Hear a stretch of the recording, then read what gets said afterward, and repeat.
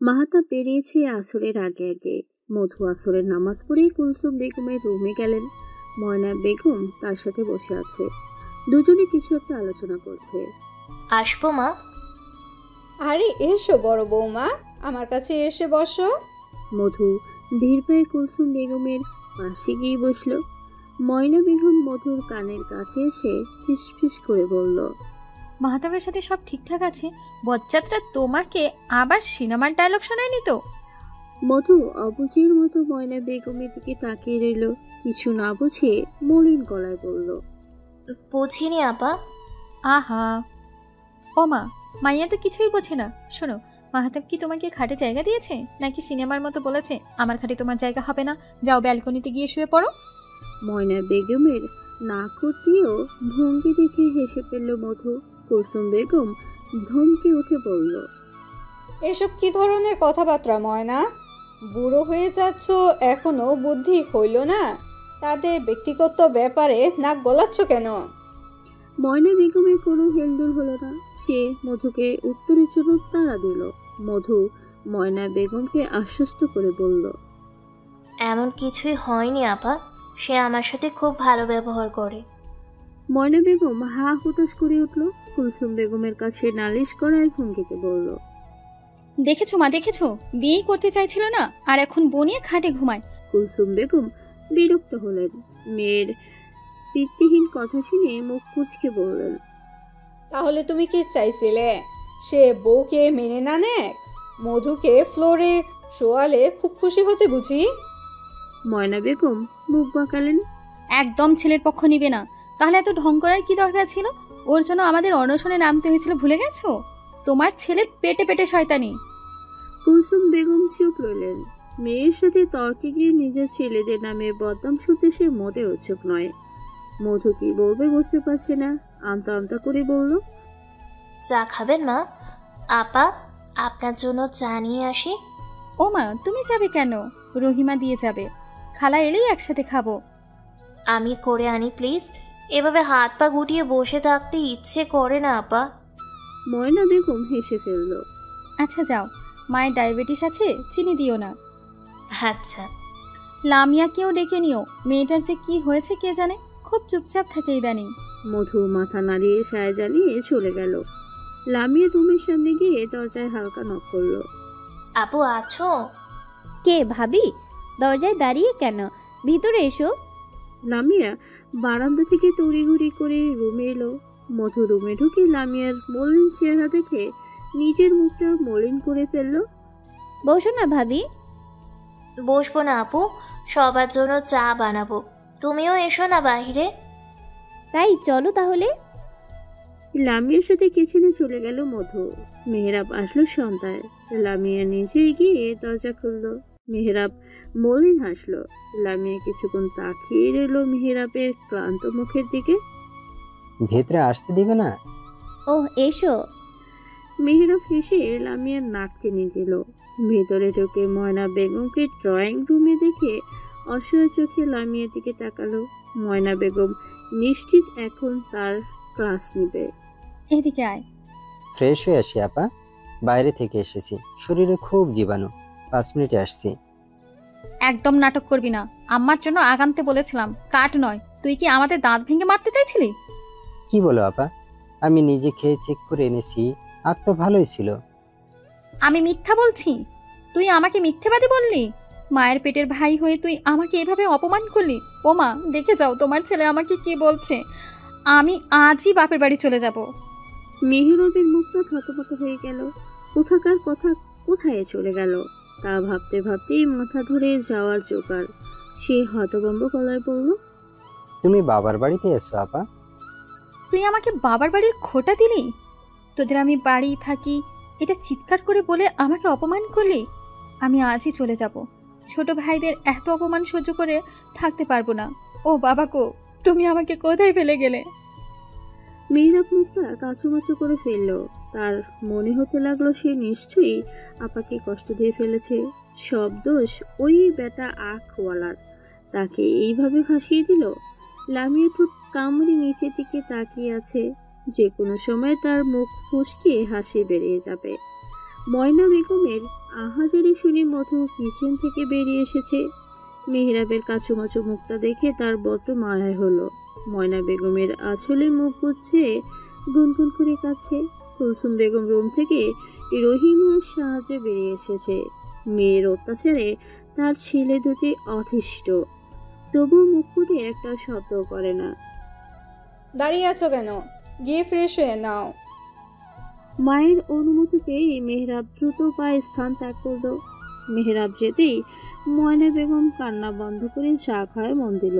কুলসুম বেগম দুপাশে মাথা নাড়িয়ে মেয়ের পাশে বসে পড়ল। আর কত চালাবে ওদের? সারাক্ষণ পিছনে পড়ে থাকো কেন? সমস্যা কি তোমার? ময়না বেগম চা রেখে আবার গুনগুন করে কাঁদতে লাগলো। আঁচল দিয়ে নাকের পানি মুছিয়ে হায় হুতাশ করে বলল, তুমিই কথা বলতে পারলে মা?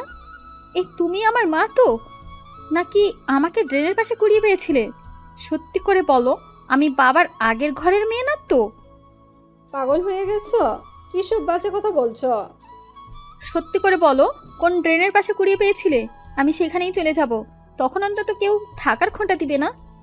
কুলসুম বেগম চুপ করলেন। কথা বাড়ি নিজের মাথা খারাপ করার মানেই হয় না। মধু অসহায় চোখে তাকিয়ে আছে, সব দেখছে। তার কি বলা উচিত, কি করা উচিত মাথায় আসছে না। তাই চুপ করে এক কোণেই দাঁড়িয়ে রইল। লামিয়া মেহরাবের সাথে সাথে এই রুমে ঢুকেছে। মাহাতাব আস্তে আস্তে রাত 10টা বেজে গেছে। মেহরাব ময়না বেগমের ভয়ে আর রুম থেকে বেরিয়ে হননি। কখন আপার কোন কথার প্যাচে পড়তে হয় কে জানে। রাতে খাবার টেবিলে ময়না বেগমকে দেখা গেল না। মাহাতাব জিজ্ঞেস করতেই লামিয়া সবকিছু বলল। মাহাতাব দারোয়ানকে কল করে আখ নিয়ে আসতে বলে ময়না বেগমের রুমের দিকে পা বাড়ালো। আবার মেডিসিনগুলো বদলানো দরকার ভাই, ইদানিং বেশি বাচ্চামি করছে। দেখছি। আপা, আমি কারো আপা না, আমাকে ট্রেনের পাশে রেখে আয়, আমি ওখানেই থাকবো। তুমি আমাদের একমাত্র আপা। তোমাকে ড্রেনের পাশে রেখে আমরা বাসে থাকবো কি করে? তার চেয়ে বরং আমরা সবাই ড্রেনের পাশেই চলে যাব। ড্রেনের আশেপাশে একটা বাসা বানিয়ে নেই আগে। এখন চলো খাবে। তোরা কেন যাবি? তোরা তো ইব্রাহিম বাড়ির ছেলে, আমাকে কুড়িয়ে এনেছে, আমি যাব? ক্ষুধা পেয়েছে আপা, আসো না। মাহাতাবের ক্লান্ত মুখের দিকে তাকিয়ে নিজের জেদ ছেড়ে দিল ময়না বেগম। ভাইয়ের ক্লান্ত মুখে হাত বুলিয়ে আদরে গলায় বলল, না খেয়ে আছিস কেন ভাই? খেয়ে নে। তোমাদের ছাড়া আমি খাই? চল চল, আগে খেয়ে নি। খাওয়ার পরে তোর ছোট ভাই আর বাবার দ্বিতীয় পক্ষের সাথে একটা হ্যাস্তন্যস্ত করব। আচ্ছা। ময়না বেগমকে ডাইনিংয়ে দেখে মেহরাব দাঁত বের করে হাসলো। নিজের চেয়ার ছেড়ে ময়না বেগমের পাশে বসে আহ্লাদি গলায় বলল, রাগ করো কেন আপা? আমি তো তোমার সাথে মজা করছিলাম। দূর হবে আদব, তোকে আবার ভালো করে চেনা আছে আমার। আস্ত বদ একটা, গিয়ে তোর মায়ের কোলে উঠে বসে থাক, আমার পাশে আসবি না। মেহরাব ময়না বেগমের কথা পাত্তা না দিয়ে তাকে এক পাশ থেকে জড়িয়ে ধরল। ময়না বেগমের গালে চুমু খেয়ে শব্দ করে হাসলো। মাহাতাব আর কুলসুম বেগম মুছিয়ে আসলো। তুমিও বসে পড়ো মধু, আমরা নিজেদেরটা নিয়ে খেতে পারি, দাঁড়িয়ে থাকতে হবে না। মধুও বসে পড়লো তাদের সাথে। এই পরিবারটা দেখলে ওর মন ভরে যায়। এত ভালোবাসে ঘেরা পরিবারটা এখন তার নিজের। এই ভালোবাসার মানুষগুলো তার। কয়েক দফা বৈঠক শেষ করে রুমে যেতে যেতেই 12টা বাজলো। মাহাতাব আজ খুব ক্লান্ত। কয়েক জায়গায় দৌড়াতে হয়েছে তার। আপাকে কিন্তু আমার দারুণ লাগে। মধু হাসি মুখে কথাটা বলে বিছানা ঠিক করতে লাগলো। মাহাতাব কপালে হাত থেকে সোফার গায়ে এলিয়ে বসেছিল। মধুর কথা শুনে সোজা হয়ে বসলো। ধীর পায়ে হেঁটে মধুর পেছনে দাঁড়িয়ে মন্তহুল গলায় বলল, আর আপার ভাইকে? মধু কেঁপে উঠল। হকচকে ঘুরতে গিয়ে মাহাতাবের বলিষ্ঠ বুকে ধাক্কা খেয়ে বিছানায় বসে পড়ল। বললে না তো? মধু অসহায় মুখে হাত কসলাতে লাগলো। মাহাতাব এখনো দাঁড়িয়ে, যেন জবাব না নিয়ে সে যাবে না। আপার ভাইকে তোমার কেমন লাগে? বললে না তো মধু? মধু দ্বিধান্বিত চোখে তাকালো মাহাতাবের দিকে। মাহাতাব পকেটে হাত গুছে দাঁড়িয়ে। মুখ দেখে মনে হচ্ছে এই মুহূর্তে উত্তর দিতে না পারলে তাকে শূন্য দিয়ে ফেল করানো হবে। মোচ বেদ দিয়ে দুঘা লাগিয়েও দিতে পারে। মধু আড়ষ্ট ভঙ্গিতে বলল। ভালো। শুধু ভালো? মধু অসহায় বোধ করল। মনে মনে লোকটাকে খুব জেদি ঘোষিত করে আচ্ছা করে ছেড়ে দিল। ঘুমাতে হবে মধু, একটু তাড়াতাড়ি বললে ভালো হয়। মাহতাবের কথা শেষ হতেই মধু টান টান হয়ে শুয়ে পড়ল। মাহতাব এখনো ঠায় দাঁড়িয়ে। মধু মাহতাবকে মেয়েকে তাড়া দিয়ে বলল। তাড়াতাড়ি শুয়ে পড়ুন, কাল অফিস আছে না? ঘুমাতে হবে তো, 1টা বাজলো প্রায়। মাহতাব শান্ত গলায় বলল। উত্তর না দিলে ঘুমাতে দেবো না। মধু অসহায় গলায় বলল। আপনি আমার সাথে এমন করছেন কেন? আপনি কি রেগে আছেন? মাহতাবের সোজা জবাব। না। কাল উত্তর দিব, এখন ঘুমান প্লিজ। আচ্ছা, ও আমি তোমাকে একটা কথা বলতেই ভুলে গেছিলাম মধু। তুমি তো রাতে মারাত্মক নাক ডাকো, সেজন্য মাঝে মাঝে আমার তোমাকে শক্ত করে জড়িয়ে ধরতে হয়। ভেবো না আমি ইচ্ছে করে জড়িয়ে ধরি, শুধু নাক ডাকা বন্ধ করার জন্য ধরি। আমাকে ভুল বুঝবে না, ঠিক আছে? মধু তাড়াক করে উঠে বসলো। চোখ বড় বড় করে তাকিয়ে হতভম্ব গলায় বলল। কি বলছেন? আমি সত্যিই নাক ডাকি? আগে তো কেউ কখনো বলেনি। মাহতাব বিছানার আরেক পাশে নিজের গায়ে এলিয়ে দিয়ে গম্ভীর গলায় বলল। আগে কি তোমার বর ছিল? এখন তোমার বর আছে, সে রাতে মনোযোগ দিয়ে তোমার নাক ডাকা শোনে, তাই আজ তুমি জানতে পারলে। কয়েক বছর আগে বিয়ে করলে আগেই জেনে দিতে। ভেরি ভেরি ব্যাড লাগ মধু। মাহতাবের আফসোস শুনে মধুর চোখ টলমল করে উঠল। নিজের এমন সাংঘাতিক একটা সমস্যা জানে না ভেবে নিজেকেই বুড়িগঙ্গায় ভাসিয়ে দেওয়ার ইচ্ছে হলো খুব। কি আশ্চর্য, এই জীবন তার 16 আনায় বৃথা। এই অসভ্য নাকটাকে বটি দিয়ে কেটে ফেলার তীব্র বাসনা মনে চাপে দিয়েই বালিশ নিয়ে নিচে নামতে মাহতাব হাত ধরে আটকায়। মধুকে নিজের পাশে বসিয়ে শান্ত গলায় বলল। কোথায় যাচ্ছ? মধু নাক টেনে বলল। নিচে যাচ্ছি, আমার জন্য আপনার ঘুমে অসুবিধা হচ্ছে। বিশ্বাস করুন, আমি জানতাম না আমি নাক ডাকি। জানলে আপনাকে বিরক্ত করতাম না। আমি বরং বারান্দায় ঘুমাই, আপনি এখানে আরাম করে ঘুমান। বারান্দায় ঘুমালে তোমার নাক ডাকার শব্দে পাশের বাসার সবার ঘুম ভেঙে যাবে। চিন্তার কোনো কারণ নেই। তুমি নাক ডাকলে আমি তোমাকে শক্ত করে জড়িয়ে ধরবো, ঠিক এভাবে। কথা শেষ করেই মাহতাব মধুকে শক্ত করে জড়িয়ে ধরে শুয়ে পড়েছে। স্বামীর প্রথম আলিঙ্গন অনুভব করা বাদ দিয়ে মধু প্রতিবেশীর ঘুম ভাঙা নিয়ে ভাবতে বসলো। আমি কি এত জোরেই নাক ডাকি যে পাশের বাসার মানুষের ঘুম ভেঙে যাবে? এই যে এখন নাক থেকে শব্দ বের হওয়ার ভয়ে খুব ধীরে ধীরে শ্বাস নিচ্ছি। এভাবে নিলে তো আর কারোর ঘুম ভাঙবে না। আচ্ছা, নাকে একটা ক্লিপ লাগিয়ে নিলে কেমন হয়? হিজিবিজি ভাবতে ভাবতেই মধু ঘুমিয়ে গেল। মাহতাব তার সহজ সরল বউয়ের দিকে তাকিয়ে মুচকি আসলো। বুকের সাথে আর একটু গভীরভাবে জড়িয়ে ধরে কপালে চুমু খেয়ে দীর্ঘ গলায় বলল। ভালোবাসা নাম্বার 5। ভোর 6:30টায় ঘুম ভাঙল মধুর। নিজেকে মাহতাবের বাহুবন্দিতে দেখে লাফিয়ে উঠল। ভয়ার্ত চোখে মাহতাবের কোচকানো গেঞ্জি দিকে তাকিয়ে কাপা কাপা হাতে তা ঠিক করে দিল। এখন কি আমি ঘুমের মাঝে মানুষের গেঞ্জি ধরে টানাটানি করি নাকি? এই অভ্যাস কবে থেকে হলো? কি আশ্চর্য, কি আশ্চর্য! ওয়াশরুম থেকে উঁচু করে এসে দেখে মাহতাব উঠে পড়েছে। ঘুমে ফোলা ফোলা চোখে কুচকে বিছানায় বসে আছে। মুখ ঠিকভাবে না হওয়ার দারুণ মাথা ব্যথা করছে, চোখও হালকা জ্বালাপোড়া করছে। মধুর মন খারাপ হয়ে গেল। বেচারা রাতে তার জন্য ঘুমাতে পারেনি হয়তো। মুখ কালো করে মাহতাবের কাছে গিয়ে ধীর গলায় বলল। মসজিদে যাবেন না? যাব। আচ্ছা, আমি নামাজের রুমে গেলাম। যাও। মধু বিষণ্ণ মনে নামাজ আদায় করে চলে গেল। মাহতাব সেদিকেই তাকিয়ে রইল। মেয়েটা এত আদুরে কেন? সকালে মাহতাব আজ দেরি করে উঠেছে। নামাজ পড়ে এসে আরও কয়েক ঘন্টা ঘুমিয়েছে সে। ঘুম ঠিকভাবে না হলে সারাদিন খারাপ যাবে, কোনো কাজ ঠিক হবে না। নাস্তার টেবিলে মেহেরাব বাদে বাকি সবাই মাহতাবের জন্য অপেক্ষা করছে। লামিয়া কয়েকবার খেয়াল করলেও কিছু বলেনি। ইদানিং মেহেরাব খুব সকাল সকাল বেরিয়ে যায়, আসেও খুব দেরি করে।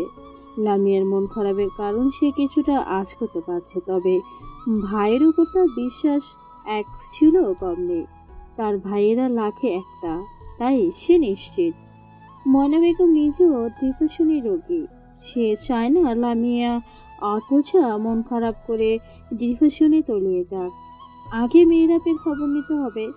ভাইয়ের উপর তার পূর্ণ ভরসা আছে, কিন্তু তার ভাই মানুষ, আর মানুষ বদলায়।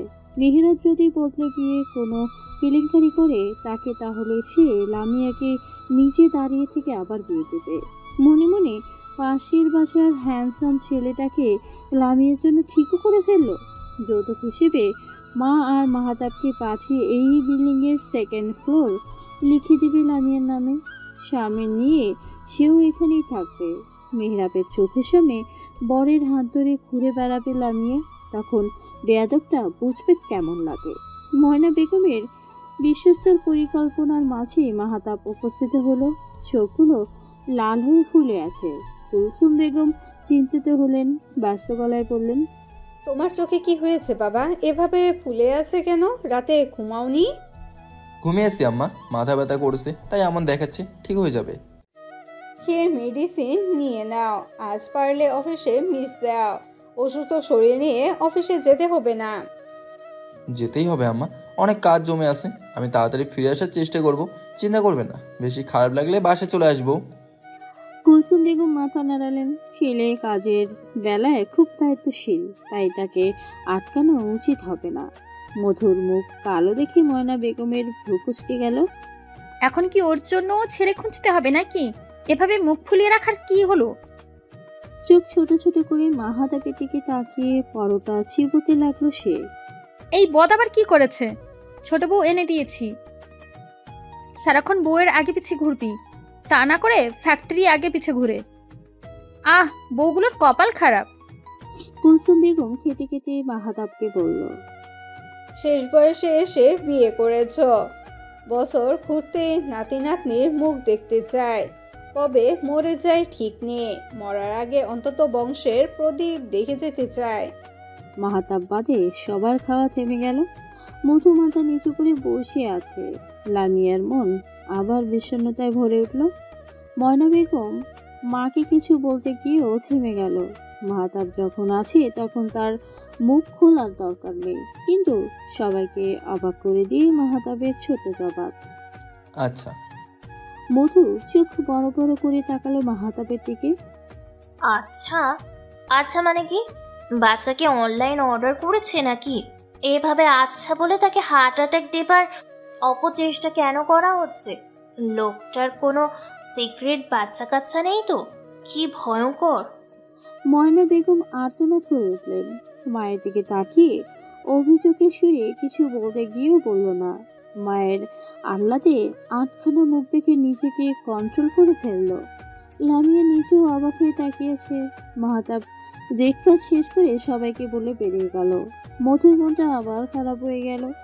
শুধুমাত্র তার নাক ডাকার জন্য একটা সুস্থ মানুষ এভাবে অসুস্থ হয়ে গেল। এখন কেমন ভুলভাব বকছে। কষ্টে তার গলায় আবার খাবার আটকে গেল। মনে মনে সে কঠিন সিদ্ধান্ত নিয়ে ফেলল, আজ থেকে আর রাতে ঘুমানো যাবে না। দরকার হলে ভুরুর সাথে চোখ টেপ দিয়ে আটকে নিবে, তবু ঘুমাবে না। তাতে যদি মানুষটা সুস্থ হয়। তপ্ত দুপুরে এই রোদের প্রখরতা মাটি ফেটে চৌচির হওয়ার অবস্থা। প্রচন্ড গরমে মানুষের জীবন হাঁসফাঁস করছে, তবুও কেউ থেমে নেই। হকার থেকে রাস্তায় ভিক্ষে করা বৃদ্ধা, রিক্সাওয়ালা থেকে দিনমজুর, কারোর বিশ্রাম নেওয়ার ফুরসত নেই। ঘামে ভেজা শার্ট গায়ের সাথে লেপটে গেলেও কেউ বসে দুর্গন্ধ ছায়ার নিচে বসে নিজের ক্লান্ত শরীরটাকে একটু স্বস্তির পরশ দিতে চায় না, কারণ তাদের কাঁধে আছে একটা গোটা সংসারের দায়িত্ব। তাই বসে কিছু কাল জিরিয়ে নেওয়া তাদের বিলাসিতা ছাড়া কিছুই নয়। রাজধানীর নিউ মার্কেট এরিয়াতে জ্যামে আটকে এসব ভাবছিল লামিয়া। সকালের নাস্তা করেই সে বাসা থেকে বেরিয়েছে। অনেক দিন পর আজ সব বন্ধুরা একসাথে হবে। বিষণ্ণতা কাটাতে বন্ধুদের জুড়ে নেই, তাই আজ সারাদিন তারা বাইরেই ঘুরে ফিরে কাটাবে। অনেকদিন হলো মেহেরাবের সাথে কোথাও বেরোতে যায় না। মেহেরাব একজন দায়িত্বশীল ডক্টর, সময় করে উঠতেই পারে না ঠিক মতো। লামিয়া এতে কোনো অভিযোগ নেই, তার শুধু একটু ভালোবাসা পেলেই হবে। চারিদিকে চোখ ঘুরিয়ে লামিয়ার চোখ এক জায়গায় গিয়ে আটকে গেল। লামিয়ার গাড়ি থেকে অনেকটা দূরে মেহেরাব একটা মেয়ের সাথে দাঁড়িয়ে। মেয়েটা হয়তো কয়েক মাসের গর্ভবতী। দুজনের হাসি মুখ দেখে লামিয়ার হঠাৎ খেয়াল হলো সে মেহেরাবকে এভাবে অনেক দিন হলো হাসতে দেখলো না। আহ, কি প্রাণ চঞ্চল হাসি, দেখলেই মন ভরে যায়। কিন্তু লামিয়ার মন ভরল না। চোখের পাতা আর ঠোঁট কেঁপে উঠল। কাঁপা কাঁপা হাতে হ্যান্ড ব্যাগ থেকে ফোন বের করে কল করলো মেহেরাবকে। কয়েকবার রিং হওয়ার পরে মেহেরাব কল রিসিভ করলো। হ্যালো লামু, এ সময় কল করলে যে? তুমি ঠিক আছো? বাসায় কারো কিছু হয়নি তো? সবাই ঠিক আছে মেহরাব, এমনি কল করলাম। তোমাকে খুব মিস করছিলাম। কোথায় তুমি? হসপিটালে? তোমার গলা কাঁপছে কেন লামিয়া? কেঁদেছো তুমি? আবার তোমাকে কেউ কিছু বলেছে? মিথ্যে বলবে না, খবরদার। মেহেরাবের চিন্তিত গম্ভীর মুখটার দিকে লামিয়া এক দৃষ্টিতে তাকিয়ে আছে। মেহেরাব চিন্তিত গলায় বারবার হ্যালো হ্যালো করছে। আরে ধুর, আমি ঠিক আছি, তুমি অযথাই চিন্তা করো। আচ্ছা, কোথায় আছো বললে না তো? আমি নিউ মার্কেট এরিয়ায় আছি। আমার একটা বন্ধুর সাথে দেখা হয়েছে, তার সাথেই কথা বলছি। তোমাকে কেপটাউনের সামিয়ার কথা বলেছিলাম না, ওর সাথে দেখা। তুমি কোথায়? গাড়ির শব্দ শোনা যাচ্ছে। লামিয়া এতক্ষণ আটকে রাখা নিঃশ্বাস ছেড়ে হাসার চেষ্টা করে বলল, রত্নার সাথে বেরিয়েছি। আজ সারাদিন ঘুরবো। সারাদিন বাসায় থাকতে থাকতে হাঁপিয়ে গেছি। আচ্ছা যাও, সাবধানে থাকবে। কোনো সমস্যা হলে সাথে সাথে আমাকে কল করবে, মনে থাকবে? হুম। লামিয়া কল কেটে স্বস্তির শ্বাস নিল। মেহেরাব কান থেকে ফোন নামিয়ে মুচকি হেসে পাশের মেয়েটিকে কিছু একটা বলছে। মেয়েটাও হাসছে। লামিয়া জানে মেহেরাব তাকে নিয়ে কিছু একটা বলছে। মেহেরাবকে সন্দেহ করার জন্য এখন নিজের উপরে রাগ হচ্ছে। এভাবে কিভাবে সে মেহেরাবকে সন্দেহ করতে পারে? নিজের কাছে ছোট লাগছে। আজ মেহেরাবের কাছে ক্ষমা চেয়ে নেবে। মাহতাব আজ দুপুরে বাসায় ফিরে নেই। মিটিং এর জন্য আজ তাকে গাজীপুরে যেতে হয়েছে।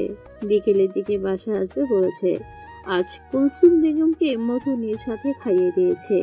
মাহতাব না আসতে পারলো, সে তো আছে। ময়না বেগমের আজ নতুন রোগে ধরেছে। নিচের ফ্লোরের ভাটারিয়ার ছেলের বউ আজ ছাদে উঠে তার লাউ গাছের ডগা ছিঁড়ে নিয়েছে। দুপুরের আগে রহিমা ছাদে উঠেছিল ভেজা কাপড় দিতে। সেই এসে এই ভয়াবহ খবরটা ময়না বেগমকে দিয়েছে। তখন থেকেই ময়না বেগম কিছুক্ষণ পরপর সেই ভাড়াটিয়ার বাসায় গিয়ে তাকে শাসাচ্ছে। মধু গিয়ে কয়েকবার টেনে আনলেও সে আবার নতুন অধ্যামে নিচে চলে যাচ্ছে ঝগড়া করতে। রহিমা, জরি আর খালাকে নিয়ে একটা টিম বানিয়েছে ময়না বেগম। কত বড় সাহস আমার গাছে লাউয়ের ডগা ছিঁড়ে নিয়ে আসে! কত সাধের বাগান আমার! এই মেয়ে কিভাবে পারলে এমন নির্মম কাজ করতে? দেখো জাব্বারের মা, তোমার বউ আগেও অনেকবার এমন করেছে। আজ সকাল সকাল আমার গাছের সবগুলো কচি ডগা ছিঁড়ে নিয়ে এসছে। এত সাহস পায় কোথায় তোমার ছেলের বউ? আমি এখনো আমার ভাইদের জন্য শাক নিইনি, আর এই মেয়ে নিজের মনে করে ছিঁড়ে এনেছে। কি অসম্ভব মেয়ে এনেছো ছেলের জন্য! সামান্যতম ভদ্রতা তা জানে না। ময়না বেগমের রাগে লাল হয়ে যাওয়া মুখটা দেখে জব্বরের মা মাথা নিচু করে দাঁড়িয়ে রইল। ছেলের বউটা আস্ত বেয়াদব, কাউকে মানে না, কারো ধারও ধারে না, তাই বলে এমন কাজ করবে? লজ্জায় মাথা তুলে তাকাতে পারছে না সে। কিন্তু তার বউ মুখ বন্ধ নেই। সে সমানে ময়না বেগমের সাথে তর্ক করে যাচ্ছে। দুটো ডগা ছেড়ে কি আর এমন ক্ষতি হয়েছে আপনার? এত গলাবাজি করছেন কেন? ভাইদের এত টাকা থাকলেও ছোট লোকের মতো ব্যবহার। ময়না বেগম রেগে আগুন হয়ে গেল। রহিমা, জরি কয়েকবার তেড়ে গিয়েছে ওদের দরজার কাছে। খালা দুজনকে আটকে রেখেছে কোনো রকম। আশেপাশের ফ্ল্যাটের মানুষ সব বেরিয়ে এসেছে। সবাই এই মহিলার উপর বিরক্ত। এর ছোট লোকে স্বভাবের কথা কম বেশি সবাই জানে। ছাদে কাপড় দিলে একটা ক্লিপও পাওয়া যায় না, সব এই মহিলা নিয়ে আসে। বললেই আবার পায়ে পা বাঁধিয়ে ঝগড়া করতে আসে। স্বামীর বেতন নিহাতি কম নয়, লাখ দেড়েক বেতন পায়, তবুও ছ্যাঁচড়ামি ছাড়ে না। গলাবাজি কমিয়ে করো মেয়ে, নাহলে গলার রক ছিঁড়ে বেহালায় লাগিয়ে দিব। এত গলাবাজি করো কিভাবে? লজ্জা করে না? আমার ভাইয়েরা কোটি টাকা ইনকাম করে, তাতে তোমার কি? এখন বড় মন দেখিয়ে ভাইয়ের টাকা তোমার আলমারিতে রেখে যাব? অসভ্য মেয়ে। বউরে সাবধান করো জব্বারের মা। এরপর এমন কিছু করলে আমি মাহাতাবের সাথে কথা বলবো। তোমরা পুরনো ভাড়াটিয়া, তাই এবারের মতো মাফ করলাম। বউয়ের মুখে লাগাম টানো। জব্বার অফিস থেকে আসলে আমার সাথে দেখা করতে বলবা। মধু অসহায় চোখে 2 তলার সিঁড়ির কাছে দাঁড়িয়ে আছে। ময়না বেগমকে টেনেও সরানো যায়নি। বিগত 2 ঘন্টা যাবৎ সে এভাবেই ঝগড়া করে যাচ্ছে। বড় লোকেরা এভাবে ঝগড়া করতে পারে এটা মধুর জানা ছিল না। শেষ পর্যন্ত কুলসুম বেগম এসে ধমকে ময়না বেগমকে বাসায় নিয়ে এসেছে। রহিমা আজরে মুখ কালো করে দাঁড়িয়ে আছে। ঝগড়া মন মতো না হয় তাদের মুখ ভার। এই বেহাতকে চুল ধরে 2টা ঝাঁকুনি দিতে পারলে একটু শান্তি লাগতো। তোমার বাড়াবাড়ি দিন দিন বেড়ে যাচ্ছে ময়না। এভাবে বস্তির মহিলাদের মতন ঝগড়া করতে গিয়েছো কেন? মান সম্মান কি আর রাখবে না? তোমার ভাই দুটোর সম্মানের কথা তো ভাবতে পারতা। ছোট বাচ্চা নও তুমি, নিজেকে ঠিক করো। মাহতাবের সাথে এসব বিষয়ে কোনো কথা বলবে না, বুঝেছো? ময়না বেগম তার মায়ের কথায় কান দিলেন না। রহিমার দিকে তাকিয়ে কর্কশ গলায় বলল, নিচে গিয়ে লাউ শাকগুলো নিয়ে আসবি। আজ বাসায় লাউ শাক রান্না করা হবে। ওই অশুভ যেন আমার লাউ গাছের আঁশও না পায়, বেয়াতক। রহিমা দাঁত কপাটে বের করে দৌড় দিল নিচে। তার উপর মহৎ কাজের দায়িত্ব পড়েছে, জড়িয়েও পিছু নিয়েছে তার। খালা রান্নাঘরে চলে এসেছে।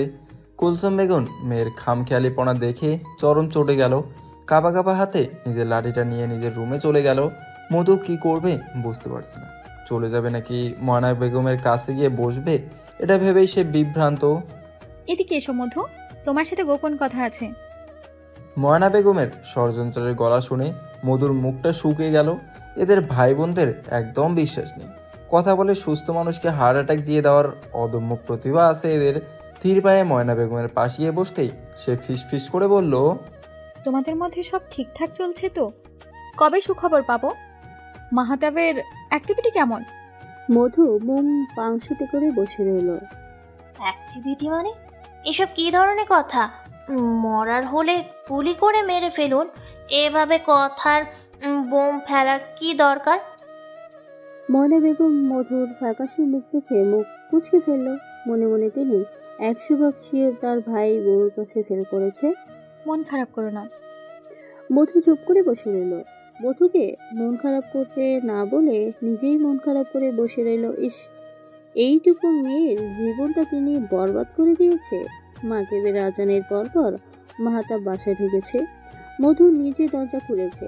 মাহাতাব মধুর দিকে তাকিয়ে হালকায় এসে রুমে চলে গেল। মধু নিজেও কিচেনে ছুটল 1 গ্লাস ঠান্ডা শরবত বানাতে। বেচারাকে খুব ক্লান্ত দেখাচ্ছে।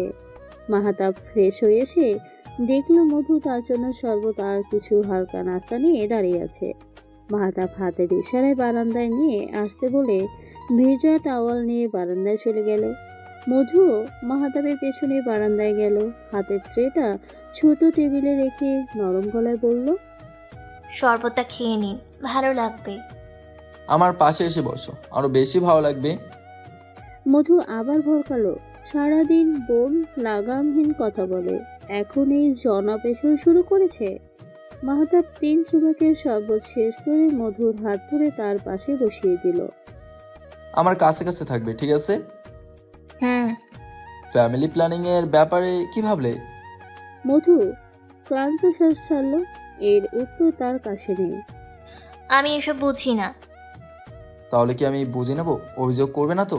তখন কিন্তু আমার দোষ দিতে পারবে না। ইব্রাহিম বাড়ির পরিবেশ আজ সকাল থেকেই থমথমে। সবসময় শান্ত থাকা মাহাতাব আজ সিংহের মতো সিংহ চোখে মেহেরাবের দিকে তাকিয়ে আছে। মেহেরাব স্তব্ধ হয়ে দেয়ালে হেলান দিয়ে বসে আছে। কি থেকে কি হয়ে গেল কিছুই তার মাথায় ঢুকছে না। লামিয়া লামিয়া আমাকে ছেড়ে গেছে। এই মেয়েটা তো আমাকে ছাড়া 1 রাত থাকতে পারে না। তাহলে আজ কিভাবে আমাকে ছেড়ে গেল? এখন রাতে সে কিভাবে ঘুমাবে? আমার বাহুতে মাথা না রাখলে তো তার ঘুম হয় না। ইস, কাল সারা রাত মেয়েটা হয়তো ছটফট করেছে। এখন নিশ্চয়ই মাথা ব্যথায় অস্থির হয়ে এদিক সেদিক পায়চারি করছে। লামিয়া ঠিক আছে তো? কার বাসায় গেল? মামার বাড়ি ঘর তো যায়নি। তাহলে কি করছিস তুই মেহরাব? মেয়েটা বাড়ি ছাড়লো কেন? সত্যি করে বল। ময়না বেগম সহ বাসার সবাই কেঁপে উঠল। মধু এখনই দাঁড়িয়ে ফুপিয়ে কাছে। মাহাতাব আর তার বিয়ের 1 মাস পার হয়েছে সবে, কিন্তু এইবারে প্রত্যেকটা মানুষের সাথে যেন তার 1000 বছরের সম্পর্ক।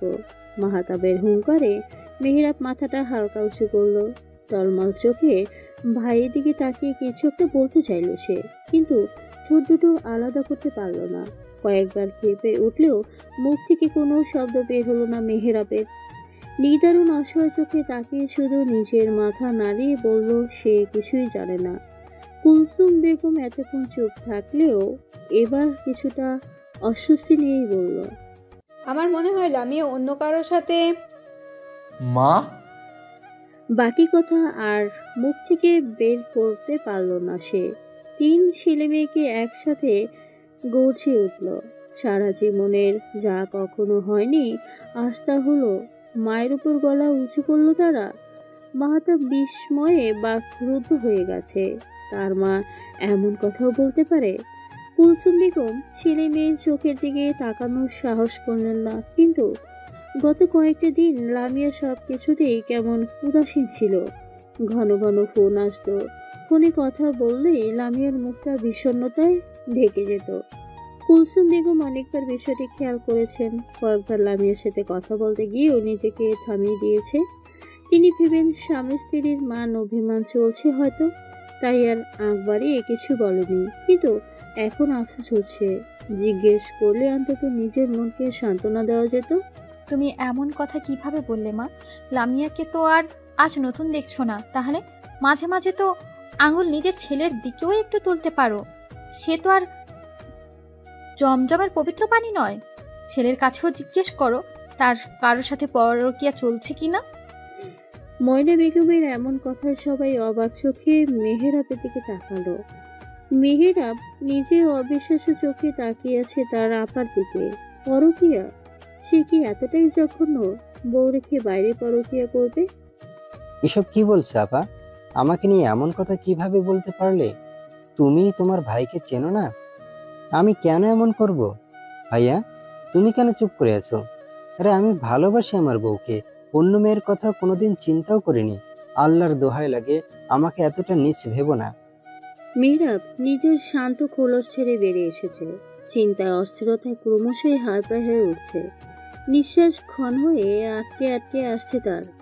তার পরিবার যেখানে সে জন্ম থেকে বড় হয়েছে, যাদের সাথে তার জীবনে 34টা বছর কেটেছে, তারাই তাকে অবিশ্বাস করছে। এত বড় একটা অভিযোগ তার বিরুদ্ধে নির্দ্বিধায় করে ফেলল। মেয়েরাব হাত পা সরিয়ে আবার ফ্লোরে বসে পড়ল। মা তা পৌঁছে দিয়ে মেয়েরাবকে শান্ত করার চেষ্টা করেছে। মেহেরাব এতটা উত্তেজিত হয়ে গেছে যে কোনো সময় প্যানিক অ্যাটাক হয়ে যেতে পারে। নিজেকে সামলা মেহরাব, তোরা কেউই আমাদের কাছে ফেলার না নয়। তুই ভুল ভাবছিস। লামিয়াকে অনবরত ইগনোর করছিস। সব কিছু আমার চোখে ধরা পড়ে মেহরাব। বাড়ির অভিভাবক আমি, চোখ কান বন্ধ করে তো আর রাখতে পারি না। আমি কি করেছি ভাই? আল্লাহর দোহাই লাগে আমাকে বলো, আমি কি করেছি? সবাই কেন আমার দিকে আঙুল তুলছে? লামিয়া কেন আমাকে ছেড়ে চলে গেছে? ভাই আমাকে বলো প্লিজ, আমি আর এসব নিতে পারছি না।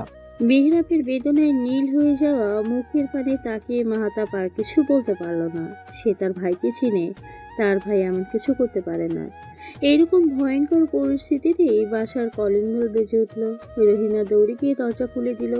সবাই ভেবেছে হয়তো লামিয়া এসেছে। সবাইকে ভুল প্রমাণ করে দিয়ে বাসায় প্রবেশ করলো এক অচেনা মেয়ে। দেখেই বোঝা যাচ্ছে মেয়েটা প্রেগনেন্ট। মেহেরাব উৎসুক দৃষ্টিতে তাকিয়েছিল দরজার দিকে। কাঙ্ক্ষিত মুখ না দেখে চোখ নামিয়ে ফেলল সে। লামিয়া ছাড়া এখন আর কোনো কিছুতেই তার আগ্রহ নেই। রাত 2টো থেকে সকাল 8টা পর্যন্ত পরিচিত সব জায়গায় পাগলের মতো খুঁজছে লামিয়াকে। মাহাতাবও তার সাথেই ছিল। সব তো ঠিক ছিল, তাহলে হঠাৎ কি করে এমন হলো যে লামিয়া চলে যেতে হলো? অপরিচিত মুখটা দেখে সবার মুখ আগের চেয়ে বেশি থতমত হয়ে গেল। মাহতাব ছাড়া বাকি সবাই মুখ উঁচিয়ে তাকিয়ে আছে। মাহতাব মেহরাবকে ছেড়ে সোজা হয়ে দাঁড়ালো। মধু একপাশে চুপ করে দাঁড়িয়ে আছে। মেয়েটাকে তার একদম ভালো লাগেনি। কাল বিকেলেও এই মেয়ে বাসায় এসেছিল। বাকিরা যে যার রুমে ঘুমাচ্ছিল। একমাত্র সে আর জড়ি কিচেনে বিকেলের নাস্তা বানানোর কাজে ব্যস্ত ছিল। এই মেয়েই তো কাল লামিয়ার সাথে দেখা করেছে। তারপর থেকেই লামিয়ার সারাটা সময় কেমন মনমরা হয়েছিল। ভেতরে এসো এলিজা, তোমার জন্য অপেক্ষা করছিলাম। এলিজা ধীর পায়ে এসে ড্রয়িং রুমে এসে দাঁড়ালো। মাহতাব ইশারায় বসতে বলল তাকে। ময়না বেগমের পাশে সোফায় গিয়ে চুপচাপ বসে পড়ল সে। মধু, এলিজার জন্য পানি নিয়ে এসো। জি। মধু কিচেনে চলে যেতেই মাহতাব সিঙ্গেল সোফায় বসে শান্ত চোখে তাকালো এলিজার দিকে। চোখ ঘুরিয়ে একবার মেহরাবের নির্জীবী মুখের দিকে তাকিয়ে গম্ভীর গলায় বলল, কাল এ বাসায় কেন এসেছিলে? এলিজার বুক অস্বাভাবিকভাবে কাঁপছে। এসির নিচেও কপালে বিন্দু বিন্দু ঘাম জমেছে। মাহতাব শান্ত হয়ে থাকলেও তার ভয়ে এলিজার কলিজা শুকিয়ে গেছে। মাহতাবকে সে মৃত্যুর মতো ভয় পায়। মেহরাবের মুখের অবস্থা দেখে সে বুঝে গেছে বাসায় কি হয়েছে। কাপা কাপা হাতে কপালের ঘাম মুছে জিভ দিয়ে শুকনো ঠোঁট ভিজিয়ে নিল। মধু ততক্ষণে তার সামনে পানি এনে রেখেছে। পানি খেয়ে দ্রুত জব দাও এলিজা। বিষয় যখন আমার পরিবার নিয়ে, তখন এক চুল ছাড় পাবে না। মাহতাবের শক্ত গলা শুনে তাড়াতাড়ি পানির গ্লাস নিয়ে ঢক ঢক করে খেয়ে ফেলল এলিজা। মেহরাব উঠে এসে অবাক গলায় বলল, তুই কাল আমাদের বাসায় এসেছিলি, কই আমাকে তো কিছু বলিসনি? বলবে কেন? নিজের কুকীর্তির কথাকে ঢোল পিটিয়ে বলে। কি বলছো ভাইয়া? আমি কিছুই বুঝতে পারছি না, প্লিজ একটু খুলে বলবে? এসব ভালো লাগছে না মাহাতা, ঠিক করে বল কি করেছে এই মেয়ে? সবার আগুন দৃষ্টি মুহূর্তেই এলিজাকে জ্বালিয়ে দেবে যেন। ময়না বেগম তো পারলে এখনই দুঘা লাগিয়ে দেয়। মাহতাব মধুকে ইশারা করলো ময়না বেগমের কাছে যেতে। কখন মেরে দেয় বলা যায় না। মধু ময়না বেগমের পাশে গিয়ে বসলো। তার এক হাত নিজের হাতে নিয়ে তাকে আশ্বস্ত করলো। কুলসুম বেগম মুখ কুঁচকে রেখেছে।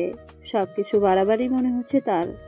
এলিজার নীরবতা দেখে মাহতাব ঠান্ডা গলায় হুমকে দিয়ে বলল, দেখো মেয়ে, বেশি কথার ন্যাকামি আমার একদম পছন্দ নয়। মুখ খুলে সত্যিটা বলো, নাহলে আমি এক্ষুনি থানায় কল করবো। লামিয়াকে কিডন্যাপ করার অপরাধে জেলে পচে মরতে হবে। আর আমি এটা নিশ্চিত করব তুমি যাতে কোনোভাবেই ছাড়া না পাও। মেহরাব শুধু অবাক চোখে তাকিয়ে আছে। কি হচ্ছে কিছুই তার মাথায় ঢুকছে না। আমি লামিয়াকে বলেছি আমার পেটে মেহরাবের বাচ্চা। সে লামিয়াকে আর চায় না, তাই আমার সাথে সম্পর্ক গড়ে তুলেছে। মেহরাব ধপ করে বসে পড়ল। ময়না বেগম ফুঁসে উঠেছে। মধুর হাত এক ছটকায় ছাড়িয়ে কষিয়ে চর লাগিয়েছে এলিজার গালে। মাহতাব ময়না বেগমকে ছাড়িয়ে নিজের সাথে সাথে এই মেয়েকে সে ছাড়বে না। তার পরিবার ভাঙার চেষ্টা করে কত বড় ভুল করেছে তা হারে হারে টের পাবে তাকে। আপা, তোমার লেগে যাবে তো। এভাবে কেউ হাইপার হয়? এসে চুপ করে বসো। মধু হা করে তাকিয়ে আছে ভাই বোনের দিকে। 2 টনের থাপ্পড় লাগিয়েছে এলিজাকে, অথচ ভাই বলছে তার বোনের নাকি লেগে যাবে। কি আশ্চর্য। কাল থেকে 1 কেজি চালের ভাত খাবে প্রতিদিন। এমন দুর্বল বউ আমার পছন্দ নয়। মাহতাবের কথা শুনে মধু মুখ কালো করে ফেলল। আবার এত শক্তি যে কই থেকে আসে কে জানে। এখন এখানে আমার কি দোষ? তোমরা কি বিয়ে করেছো? কুলসুম বেগমের সন্দিহান প্রশ্নে সবাই বিরক্ত হলো। মাহতাব ময়না বেগমকে শান্ত করে বসিয়ে মায়ের দিকে তাকিয়ে ভরাট গলায় বলল, আম্মা, বুঝদার মানুষ হয়েও অবুঝের মতো কথা আপনার কাছে আমাদের কাউরে কাম্য নয়। দয়া করে পরিস্থিতি বুঝে কথা বলুন। কুলসুম বেগম কপালে ভাঁজ ফেলে ছেলের দিকে তাকালো। ছেলে মেয়েদের এমন ব্যবহারে সে বিরক্ত। বিয়ের 6 বছরও যখন তাদের কোনো সন্তান নেই, তাহলে মেহরাব আরেকটা বিয়ে করতেই পারে। এতে দোষের কিছু নেই। সে তো আর লামিয়াকে ফেলে দিচ্ছে না। লামিয়াও আগের মতোই এ বাড়িতে থাকবে। যে সংসারের বাচ্চা কাচ্চা নেই সে সংসারকে কি সংসার বলে? তোমরা বাড়াবাড়ি করছো মাহতাব। মেহরাব যদি এই মেয়েকে বিয়ে করে থাকে, আমি তো এখানে দোষের কিছু দেখছি না। আমি চাই মেহরাব সন্তানের মুখ দেখুক। এখানে ভুলটা কোথায় বলবে? মেহেরাব ছাড়া বাকি সবাই আহত চোখে কুলসুম বেগমের দিকে তাকিয়ে আছে। ময়না বেগম কিছু বলতে গিয়েও মাহাতাবের ইশারায় থেমে গেল। মেহেরাব আগের মতোই মাথা নিচু করে বসে আছে। খালাসহ রহিমা আর জরি কিচেনের সামনে দাঁড়িয়ে আছে। সবার চোখেই অশ্রু জমেছে। কুলসুম বেগমের প্রশ্রয়ের কথায় এলিজা যেন একটু সাহস পেল। আগের মতো ভয়ের আভা তার মুখে আর দেখা যাচ্ছে না। মাহাতাব সবার দিকে চক্ষু বুলিয়ে মেহরাবকে উদ্দেশ্য করে বলল, তুই কি নিজের ব্যাপারে কিছু বলতে চাস? মেহরাব কারো দিকে তাকালো না। দেয়ালে মাথা থেকে চোখ বন্ধ করে রইল সে। পুরো জীবন তাকে অর্থহীন লাগছে তার কাছে। পরিবারের মানুষগুলো তাকে বিশ্বাস করছে না। লামিয়া তাকে ছেড়ে চলে গেছে। এখন আর নিজেকে নির্দোষ প্রমাণ করে কি হবে? সবার এমন হাঁপছাড়া ব্যবহার দেখে ময়না বেগম তেতে উঠল। এলিজার দিকে তেড়ে গিয়ে রাগে গড়গড় করে বলতে লাগলো, এই মেয়ে, মুখ খোলো। এরকম নোংরা কাজ কেন করেছিস? আমার ভাই কোনোদিনও এমন কাজ করবে না, আমরা সবাই তা ভালো করে জানি। এখন যদি সত্যি করে না বলিস তাহলে এই মুখ নিয়ে আর বের হতে পারবি না। তোর ওই মুখ ভেঙে আমি স্টোর রুমে রেখে দিব। আহ ময়না, অভদ্রের মতন ব্যবহার করছো কেন? বাচ্চা যদি মেহরাবের হয় এটা তো খুশির কথা। তোমরা অযথাই ঝামেলা করছো। তুমি চুপ করো আম্মা। তোমার বিবেচনা দেখে আমি অবাক হয়ে যাচ্ছি। তুমি এই বাড়ির মুরব্বী, তোমার এমন অবিবেচকের মতো কথা মানায় না আম্মা। এই মেয়ে, তুই মুখ খুলবি নাকি আমি তোর মুখ ভাঙবো? এলিজা থরথর করে কাঁপছে। এক থাপ্পড় খেয়ে তার গাল টনটন করে ব্যথা করছে। আর একটা খেলে দাঁত আর মুখ থাকবে না, সব পেটে চলেই যাবে। মাতাপ এখন আর ময়না বেগমকে আটকাচ্ছে না। সে চুপচাপ গম্ভীর হয়ে বসে আছে। স্ত্রীর দৃষ্টিতে মা আর ভাইকে দেখে যাচ্ছে। এই মেয়ে কথায় তার কোনো আগ্রহ নেই।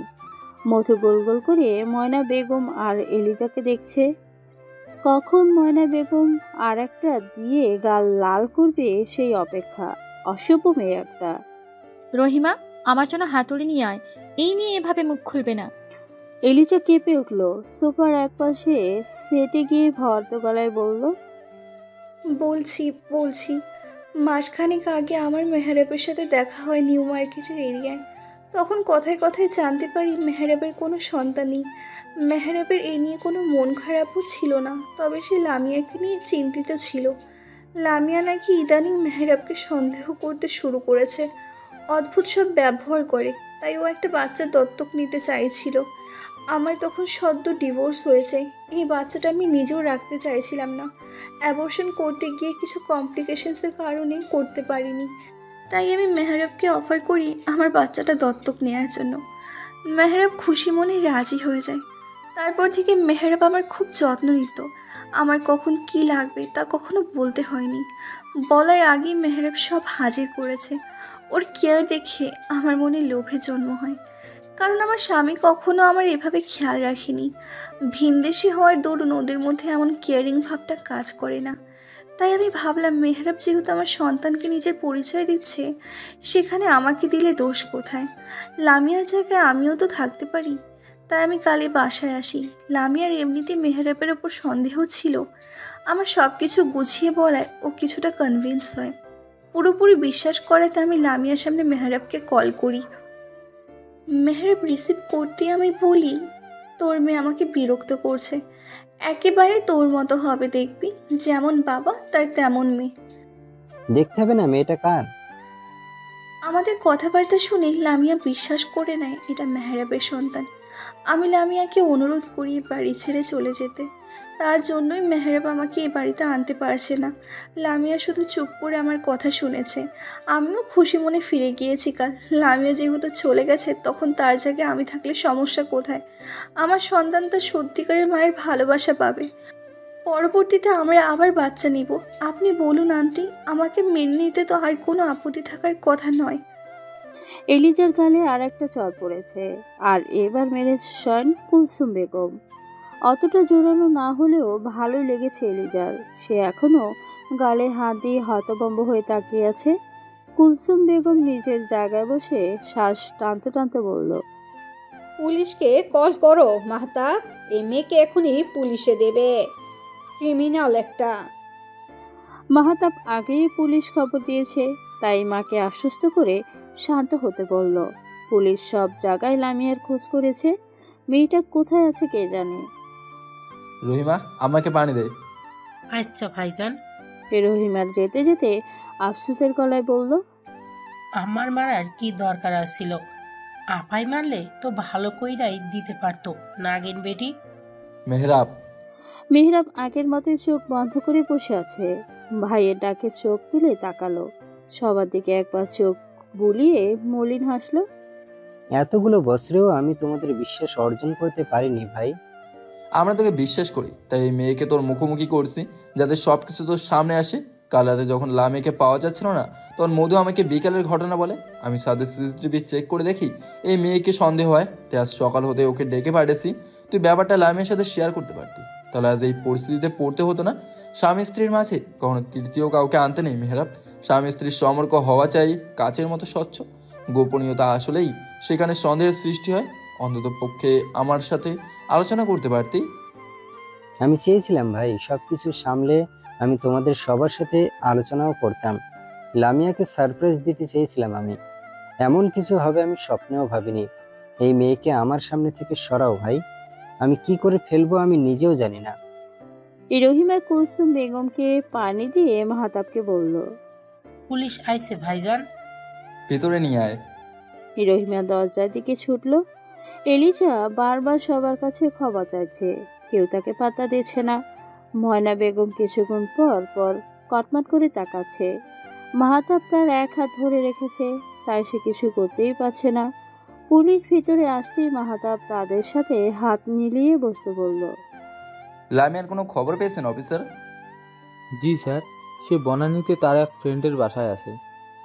ফোন কিছুক্ষণের জন্য অন করেছিল, আমরা লোকেশন ট্র্যাক করে সেখানে গিয়েছিলাম। ম্যাম বলেছে যে সে নিজের ইচ্ছায় সেখানে গিয়েছে, আর সে এ বাড়িতে আসবে না। ঠিক আছে, বাকিটা আমি সামনে নেব। আপনি আপাতত এই মেয়েকে নিয়ে যান, আমি পরে থানায় গিয়ে সব ফর্মালিটিস পূরণ করে আসবো। ঠিক আছে স্যার। পুলিশ এলিজাকে নিয়ে যেতে মেহরাব উঠে কুলসুম বেগমের মুখোমুখি দাঁড়ালো। মায়ের গালে হাত রেখে করুণ গলায় বলল, আমার সন্তান চাই না আম্মা, সন্তান ছাড়াও আমি বেঁচে থাকবো, কিন্তু লামিয়াকে ছাড়া আমি মরে যাব আম্মা। লামিয়ার জায়গা অন্য কাউকে দেয়া আমার এই জীবন থাকতে সম্ভব হবে না। ওকে আর এসব নিয়ে কিছু বলো না আম্মা, ও মানসিকভাবে অসুস্থ হয়ে পড়েছে। আমি অনুরোধ করছি আম্মা। ভাই, আমি লামিয়াকে আনতে যাচ্ছি, আমি ওকে নিয়ে ফ্ল্যাটে ফিরে যাব। তুমি কি যাবে আমার সাথে? দুই ভাই বেরিয়ে গেল। ময়না বেগম আসলে মুখ বুজে কাঁদছেন। লামিয়াকে মেহরাব আর এখানে আনবে না। মধুরও মন খারাপ হয়ে গেছে। লামিয়াকে ছাড়া ফাঁকা ফাঁকা লাগে। বাসার সবার মন খারাপ হয়ে গেল। লামিয়ার সামনে মাথা নিচু করে বসে আছে মেহরাব। লামিয়ার বান্ধবী মনি কিচেনে মেহরাবদের জন্য চা নাস্তা ব্যবস্থা করছে। মেহরাবের শুকনো মুখে বলে দিচ্ছে সকাল থেকে তার পেটে কিছুই পড়েনি। মেহরাব আসার পর থেকেই চুপ করে বসে আছে। লামিয়ার প্রতি অভিমান তার মুখ থেকে কথা বের করতে দিচ্ছে না। মাহাতাব এসেই লামিয়াকে কড়া ধমক দিয়েছে। এরকম বোকামি কেউ করে? আমরা কি সবাই মরে গিয়েছিলাম? আমাদের বলা যেত না তুমি কাজটা ঠিক করো নি লামিয়া? অন্তত মেহরাবের সাথে বসে সব ডাউট ক্লিয়ার করতে পারতে। সম্পর্কে বিশ্বাস আর ভরসা থাকতে হয়। ভালোবাসাহীন সম্পর্ক তুমি বয়ে বেড়াতে পারবে? কারণ একসাথে থাকতে গেলে ভালোবাসা না হলেও একটা মানুষের প্রতি মায়া জন্মে যায়, আর ভালোবাসার চেয়ে মায়া প্রখর। কিন্তু বিশ্বাস আর ভরসা না থাকলে ভালোবাসার সম্পর্ক ভাঙতে সময় লাগে না। আশা করি এমন বোকামি আর কখনো করবে না। লামিয়া নীরবে অশ্রু ধরাচ্ছে। তার ভুলটা কোথায়? সে তো মেহরাবের ভালোর জন্যই তাকে ছেড়ে এসেছে। মাহাতাব সংক্ষেপে সবকিছু খুলে বলল লামিয়াকে। লামিয়া অপরাধ বোধে মেহরাবের দিকে তাকাতে পারছে না। মেহরাব আসার পর থেকে একবারও তার দিকে তাকায়নি। এতেই লামিয়ার কষ্টে বুক ফেটে যাচ্ছে। সে কি অনেক বেশি কষ্ট দিয়ে ফেলেছে মেহরাবকে? মনি টেবিলে নাস্তা দিয়ে লামিয়াকে বলল, ভাইয়াদের নিয়ে টেবিলে আগে খাওয়া দাওয়া, তারপর বাকি কথা বলা যাবে। সকাল থেকে যে পেটে কিছু পড়েনি সেই খেয়াল আছে? বড় ভাইয়া আসুন, দুলা ভাই আপনিও আসুন। আমরা কিছু খাবো না মনি, এত কষ্ট করার জন্য ধন্যবাদ। বাসার সবাই চিন্তায় আছে, আমাদের তাড়াতাড়ি ফিরতে হবে। আমার বোনটাকে দেখে রাখার জন্য ধন্যবাদ। তুমি বরং আমাকে 1 কাপ চা দাও, তাহলেই হবে। মাহাতাবের কথায় মনি দীর্ঘশ্বাস ছাড়ল। মাহাতাব যে এখানে খাবে না তা সে ভালো করেই জানতো, তবুও সে নিজের মতো আয়োজন করেছে। টেনশনে বাড়ির কারোরই পেটে দানা পানি পড়েনি। সে জানে তাদের অভুক্ত রেখে মাহাতাব মরে গেলেও খাবে না। মনি দুজনকেই চা দিল। মেহরাব 2 চুমুক দিয়ে আর খেলো না। মাহাতাব নিজের চাটা শেষ করে লামিয়াকে বলল, এবার যাওয়া যাক লামিয়া, তোমরা এসো, আমি নিচে যাচ্ছি। আমিও আসছি ভাই। মাহাতাব ছোট ভাইয়ের দিকে তাকিয়ে আর কিছু বলল না। মেহরাব ও মাহাতাবের সাথে বেরিয়ে গেল। যাওয়ার আগে মনিকে ধন্যবাদ দিতে ভুলল না। লামিয়া নিজের প্রতি এই অবহেলা মেনে নিতে পারছে না, শব্দ করেই কেঁদে যাচ্ছে। মনি বিরক্ত হয়ে মুখ কুঁচকে বলল, এখন কান্দসকে জামাইরে ফালায় আহনের সময় মনে আসিল না? বেদ্যপ বেটি, তুমি কি মনে করছিলা তোমারে আইয়ে কোলে নিয়ে বইয়ে থাকবো? এইবার যাও, জামাই রাগ ভাঙাও। ভাই আরেকটা বিয়ে করলে একদম ঠিক হইতো। বেশি ভালোবাসে তো, তাই হুঁশ নাই। যেমনে মন চায় অবহেলা করো।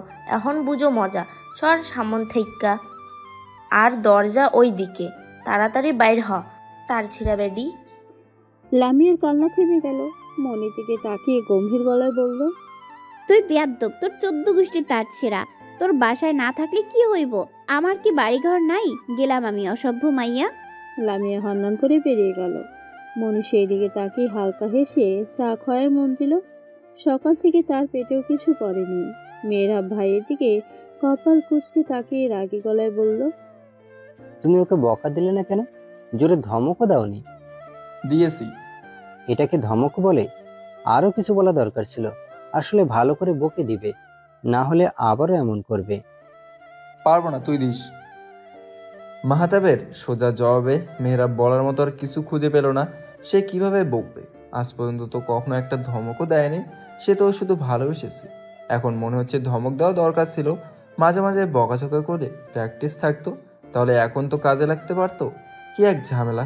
মেহরাব আবার মুখ কুঁচকে রইল।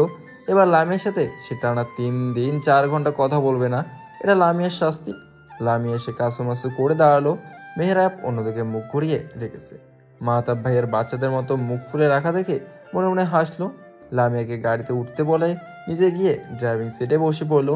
মেহরাব হন্তদন্ত হয়ে বলল, তুমি ওখানে বসলে কেন? আমি চালাচ্ছি। পিছনে বস।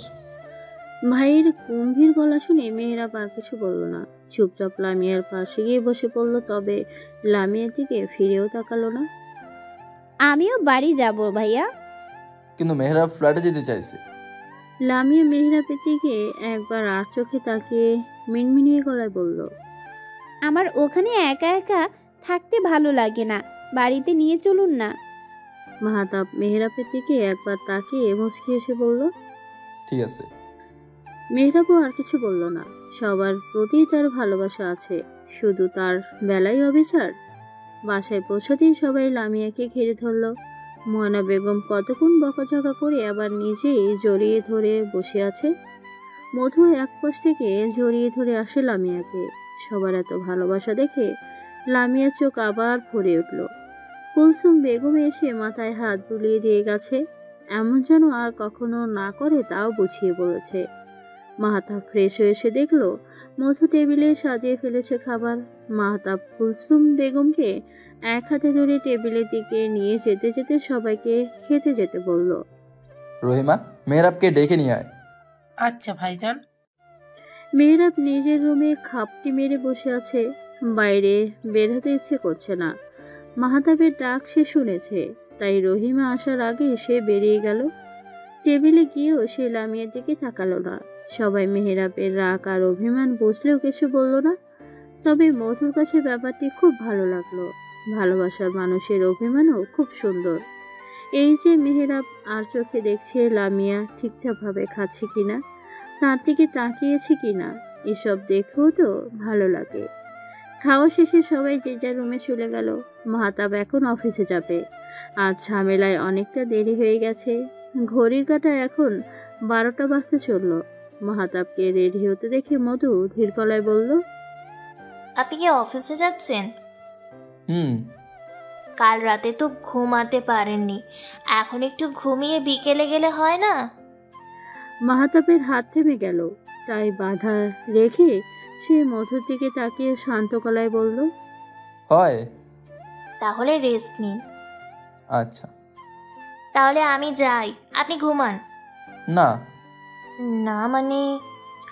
মাহাতাব মধুর সামনে এসে দাঁড়ালো, পকেটে হাত গুজে মধুর দ্বিধান্বিত মুখের দিকে তাকিয়ে শান্ত গলায় বলল, নাক ডাকা না শুনলে ঘুম আসে না।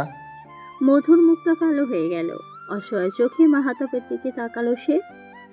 তুমিও আমার সাথে ঘুমাবে? এসো। আমার ঘুম আসছে না। তোমার চোখ লাল হয়ে আছে, তুমিও কাল থেকে ঠিক করে ঘুমাওনি। মধু আর কিছু বলল না। এভাবে দিনের বেলায় ঘুমিয়ে থাকলে মানুষ কি বলবে? সবাই খারাপ ভাবে হয়তো, আর সত্যি খুব ঘুম পাচ্ছে। কেউ কিছু বলবে না, চুপচাপ শুয়ে পড়ো, আমি চেঞ্জ করে আসছি। হুম। মাহাতাব চেঞ্জ করে এসে দেখে মধু আগের মতোই দাঁড়িয়ে আছে। ঘুমাওনি কেন? হ্যাঁ হ্যাঁ, ঘুমাচ্ছি। মধু কাছুমাছু করে গিয়ে একপাশে শুয়ে পড়ল। মাহাতাব জানালার পর্দাগুলো টেনে দিয়ে নিজেও মধুর গা ঘেঁষে শুয়ে পড়ল। একটু ঘুমিয়ে নেওয়া দরকার। দূরে কেন, আমার কাছে এসে ঘুমাও। মধুর মুখটা শুকিয়ে গেল। মাহাতাবের কাছাকাছি শুয়ে তার ভয় করছে, যদি হাত পা লেগে যায়। এমনিতেই তার নাক ডাকার জন্য বেচারা ঘুমোতে পারে না। আমি শক্ত করে ধরে রাখবো তোমায়, হাত পা ছুটতে পারবে না। এসো। মধু বোকা বনে গেল। মনের কথা বোঝালো কি করে? সে কি জোরে জোরে বলে ফেলেছে? মধুকে ভাবতে দেখে মাহাতাব তাকে কাছে টেনে নিল, নিজের বুকের সাথে মাথাটা চেপে ধরে মহুর গলায় বলল, এবার ঘুমাও। বুড়ো বলে আমাকে বেরসিক ভাবার কারণ নেই, তোমার বর যথেষ্ট রোমান্টিক, দেখবে। মধু দ্রুত মাথা নাড়িয়ে না বলার চেষ্টা করলো, কিন্তু মাহাতাবের বুকে আটকে থাকায় বলতে পারল না। মাহাতাব মধুকে কিছু বলার সুযোগ না দিয়ে মধুর কপালে চুমু খেয়ে ধীর গলায় বলল, ভালোবাসা নাম্বার 32। দেখেছো তোমার বর কত রোমান্টিক। আজ দুদিন হলো লামিয়া মেহরাবের রাগ ভাঙানোর চেষ্টা করেছে, কিন্তু ফলাফল শূন্য। মেহরাব তার দিকে ফিরেও তাকাচ্ছে না। লামিয়ার কষ্ট হলেও সয়ে নিচ্ছে। দোষ তারও হয়েছে। মেহরাবের সাথে সরাসরি কথা বললে আজ এই সমস্যা হতো না। আজও সকালে মেহরাব হসপিটালে যাওয়ার সময় তাকে বলে যায়নি। গত 2 দিনে মেহরাব তার সাথে একটা কথাও বলেনি। রাতে বারান্দায় শুয়েছে। লামিয়া হাজার অনুরোধ করেও তাকে রুমে আনতে পারেনি। তাই আজ ঠিক করেছে, আজ থেকে সে নিজেই বারান্দায় থাকবে। লোকটা সারাদিন পরিশ্রম করে এসে বারান্দায় শোয়, তার একদম ভালো লাগছে না। তাই আগে ভাগেই বারান্দা দখল করে রেখেছে সে। অবহেলা যা করার বিছানায় শুয়েই বসে করুক, সে না হয় বারান্দায় মশার কামড় খেয়ে প্রায়শ্চিত্ত করবে। মেহরাব বাসায় আসতে আসতে 9টা বেজে গেছে। ড্রয়িং রুমে সবাই আড্ডা দিলেও লামিয়াকে না দেখে তার কপাল কুঁচকে গেল। আবার কোথায় গিয়ে খাপনি মেরে রয়েছে কে জানে। এই মেয়ে বাড়ি ছাড়া মানে তার চরিত্রের দফা রফা। ভাবি, লামিয়া কোথায়? মেহরাবের বলতে দেরি হলে ময়না বেগমের খপ করে ধরতে দেরি হয়নি। সে চায়ের কাপ নাড়াতে নাড়াতে হতাশ হওয়ার ভান করে বলল, আমরাও আছি ভাই, আমাদের খবরাখবরও একটু জানতে চা। বউ তো তোর একা নেই, সব বিবাহিত ছেলেদের জন্য বউই থাকে, তারা এসেই এভাবে বউয়ের খোঁজ করে না। আমি করি আপা, একটা মাত্র বউ আমার, খোঁজ খবর না রাখলে আমাদের কাছে থাকবে কেন? আর তোমাদের আদরের বউ বাড়ি ছাড়লে তো তোমরা সেই আমার ঘাড়ি মটকাতে আসবে, তাই একটু খোঁজ খবর রাখতে হয়। মেয়েরা আর কিছু বলতে না দিয়ে হনহন করে নিজের রুমে চলে গেল। কুলসুম বেগম বিরক্ত হয়ে বলল, মাত্র বাহিরে থেকে এসেছে ময়না, সব সময় পিছনে লাগো কেন? বউয়ের খবর রাখবে না তো কি পাশের বাসার মানুষের খবর রাখবে? অদ্ভুত। ময়না বেগম পাত্তা দিলেন না। সে নিজের মতো চা খাওয়ায় মন দিল। আজ সারাদিন তার গুণধর ছেলে কল করেনি। কোন বিদেশি নিয়ে উঠছে কে জানে, বংশের মতন হয়েছে নিশ্চিত। অভদ্র ছেলেপেলে যত সব। মাহতাব নিজের রুমে অফিসের কাজ করছিল। কুলসুম বেগমের রাগে গলা শুনে দরজার সামনে এসে দাঁড়িয়েছে। দাঁড়ানোর কারণ যদিও ভিন্ন, তার পরিবারের সবার ব্যবহার সম্পর্কে সে অবগত। এসব তার কাছে নতুন কিছু নয়, কিন্তু আজকাল একটা বিষয় খুব নতুন আর উপভোগ্য। তা হলো মধুর ভ্যাবাচেকা খাওয়া অসহায় মুখ। তাদের পরিবারের এই হালকা পাতলা সংঘর্ষ দেখে, মধুর শুকিয়ে যাওয়া মুখটা দেখে মাহাতাবের ঠোঁটের কোণে হাসি ফুটে ওঠে। মেয়েটা যে বড্ড সরল। মধু মুখ কালো করে কিচেনে চলে গেল। রহিমা সেবকে সাহায্য করছে রান্নার জোগাড় করতে। সেদিকে তাকিয়ে কি মনে করে মধু নিজের রুমে চলে গেল। মাহাতাব বারান্দায় দাঁড়িয়ে বেলি ফুলের বাগানের দিকে তাকিয়ে আছে। সাদা সাদা ফুলে বাগান ভরে গেছে। ফুলের সুবাসে চারিদিক মোমো করছে। মাহাতাব চোখ বন্ধ করে বুক ভরে শ্বাস নিল। এই বেলি ফুলের বাগান তার অসম্ভব প্রিয়। সে নিজের হাতে পরিচর্যা করে, কিন্তু গত 1 মাস যাবৎ সে বাগানের সময় দিতে পারছে না। ব্যবসার কাজে ইদারিং একটু বেশি ব্যস্ত থাকছে সে। মধু ধীর পায়ে এসে মাহাতাবের পাশে দাঁড়ালো। মাহাতাব তখন চোখ বন্ধ করে বেলি ফুলের সুবাস নিতে ব্যস্ত। মধুর আশার আভাস পেয়ে সে চোখ খুলল। মধুর দিকে তাকিয়ে মুচকি এসে বলল, কি ব্যাপার, শাশুড়ি আপাকে ছেড়ে আসতে ইচ্ছে হলো? তুমি তো আমাকে পাত্তাই দিচ্ছ না মধু। এটাকে মেনে নেওয়া যায় বলো, নাকি বুড়ো বলে আমার সামনে আসতে ইচ্ছে হয় না? মধু অবাক চোখে তাকালো মাহাতাবের দিকে। তার মনে মাহাতাবকে নিয়ে কখনো কোনো হীনমনতা আসেনি। মাহাতাবের সামনে কম আসে এটা ঠিক, কারণ মাহাতাবের হুটহাট রোমান্টিকতায় সে খুব লজ্জা পায়, ভয় পায় খানিকটা। এত বড় একজন মানুষের সাথে নিজেকে খাপ খাইয়ে নিতে পারে না সে। সারাক্ষণ চিন্তায় গলা শুকিয়ে আছে। কখন কোন ভুল করে ফেলবে সেই চিন্তায় সে রাতে ঠিকমতো ঘুমাতেও পারে না। আর তার দূরে থাকতে মাহাতাব এমন কিছু ভাবে তা মধু কল্পনাও করতে পারেনি।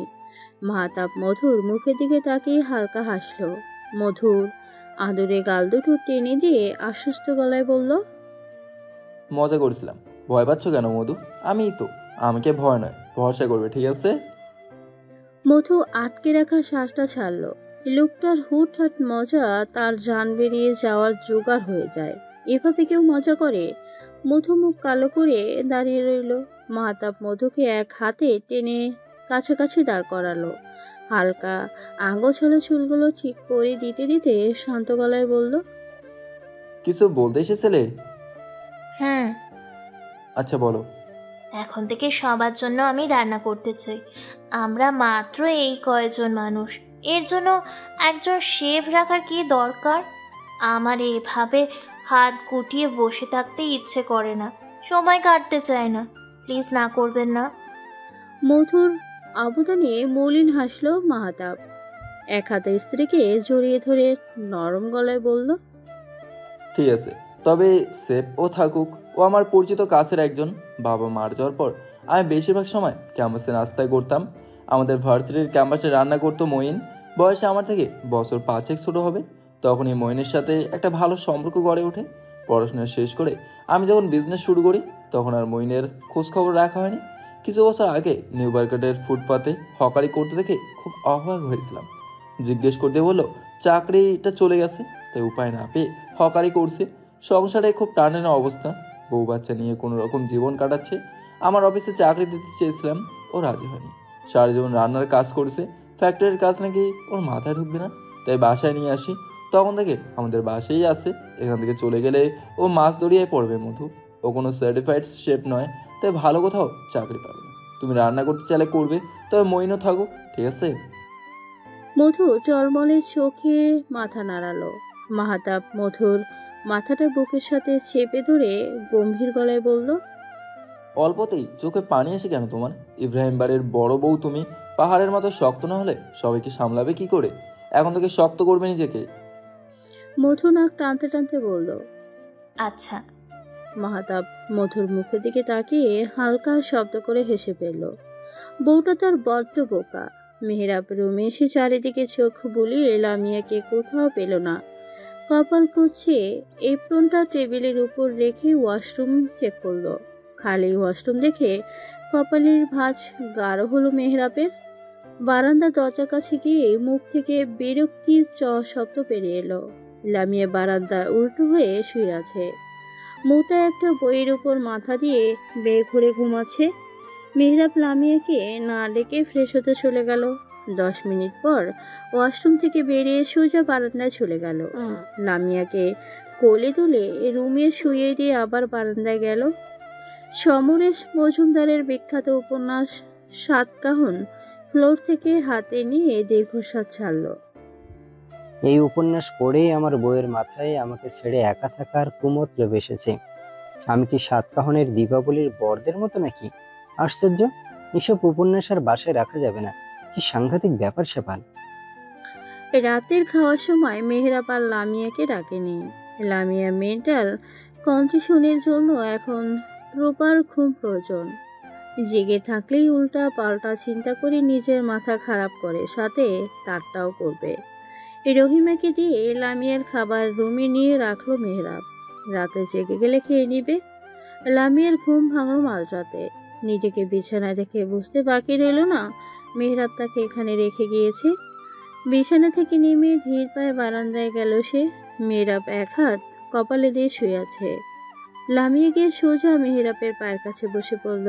মেহরাব হুড়মুড় করে উঠে বসে লামিয়ার হাত দুটো চেপে ধরে হতভম্ব গলায় বলল, এসব কি করছো তুমি? পায়ে হাত দিচ্ছ কেন? আমাকে ক্ষমা করে দাও, আমি আর কখনো এমন ভুল করব না। প্লিজ এবারের মতো মাফ করে দাও। তুমি এভাবে রাগ করে থাকলে আমার খুব কষ্ট হয়, দম বন্ধ হয়ে আসে। প্লিজ শেষবারের মতো ক্ষমা করে দাও। লামিয়া ফুপিয়ে খেতে যাচ্ছে। মেহরাব লামিয়াকে বুকে টেনে নিল। এক হাতে চোখের পানি মুছে স্বস্তি হয়ে বলল, আরে কাঁদছো কেন?